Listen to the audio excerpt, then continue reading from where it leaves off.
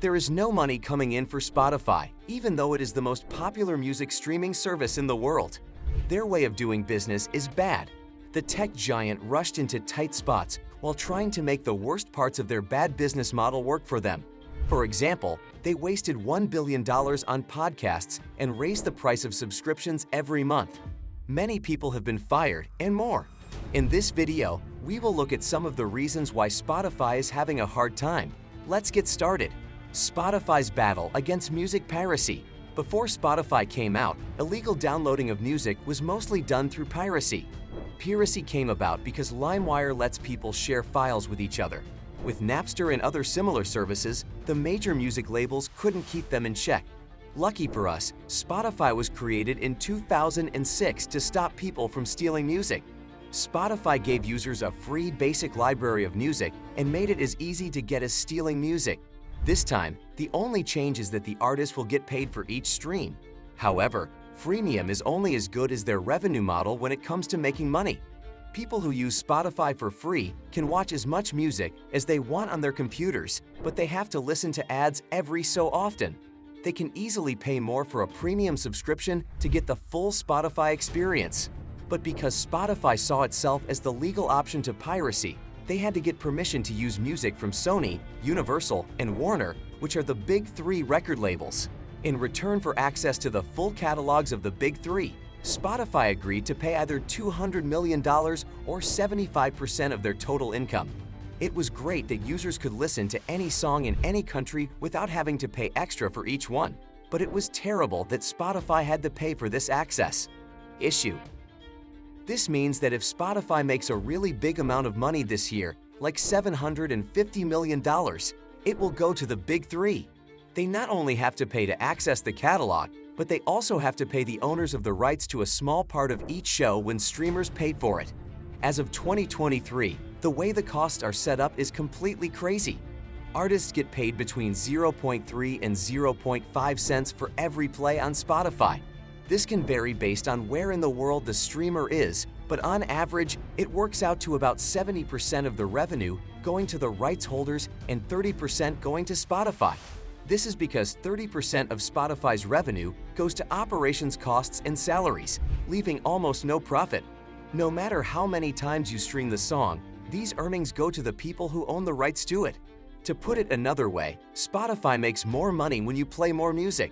Some might say that giving artists so little money per stream doesn't seem like much, especially since Spotify is notorious for paying artists the least and has over 551 million active users every month, of which 220 million pay for the service. There is a lot of money coming in, but only a small amount is going out. This is not fully true. Since its start in 2006, Spotify has made close to $10 billion in royalties. In 2019, it suffered its first loss. Netflix. We can compare this to Netflix, which also uses a pay-to-play business plan. As you might guess, Netflix makes its own shows and movies, which cost a lot. The UPF needs to pay the actors, directors, producers, and everyone else who worked on the movie. They don't have to keep paying for these shows and movies, though, once they're out. They do sometimes use content from other sources, but most of the money they make from their own work gets straight back into their pockets and doesn't leave. They are happy when you watch their videos because you are more likely to tell your friends about their service. But with Spotify, you don't have to change your subscription plan or deal with price changes. Spotify has someone for every stream. The more streams you make, the more they have to pay.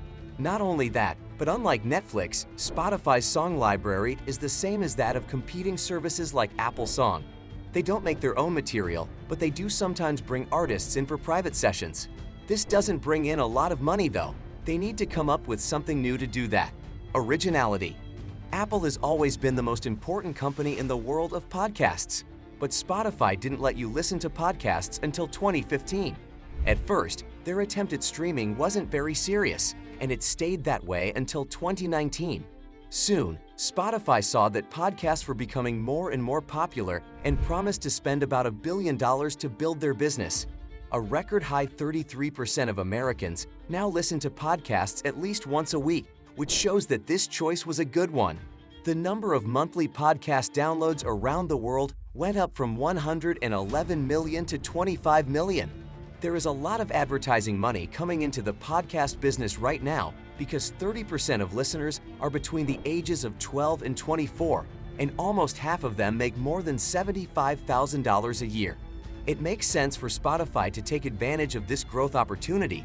They already have a lot of people who listen to podcasts, but they wanted to reach even more people. Spree. Spotify has set aside up to $500 million to buy podcasts in 2019. The company has been buying a lot of podcasts. Out of that sum, $400 million was set aside for Spotify to buy Parcast, Gillett, and Anchor. They also made deals with the biggest podcasters in the world, spent up to $250,000 on each show to get new listeners from all over the world. They spent a total of about $290 million on podcasts. Studios put it simply, Spotify wants to be the best place to listen to podcasts. It's important to note that no other company in the world has put such a big bet on podcasting. Sadly, the return hasn't come as planned. For now, yes, they have a lot of subscribers and some wins, but nothing that will really change the game for them. Some people aren't sure if Spotify's huge investment in the business was a good idea. The podcasting world is still a small part of the digital advertising market, which is projected to reach $2.3 billion this year. Another problem is that there are a lot of shows on different streaming services, which makes it hard for new shows to become popular. This is exactly what is hurting Spotify's finances in this case. Result: Meghan Markle's podcast ended in less than a year due to a buying spree, and the Obamas broke their deal to join Amazon's Audible. Spotify fired hundreds of workers at its podcasting studios, cutting back on production and integrating them into new studios. They realized that their customers weren't as interested in making podcasts more popular as they thought. Spotify became the most popular place to listen to podcasts, and they believe ad revenue from podcasts will grow by 30% this year. They aim to be a bit like YouTube, selling ads along with creator material and allowing people to share it. To make money, they use their huge amount of information to show users ads they might be interested in.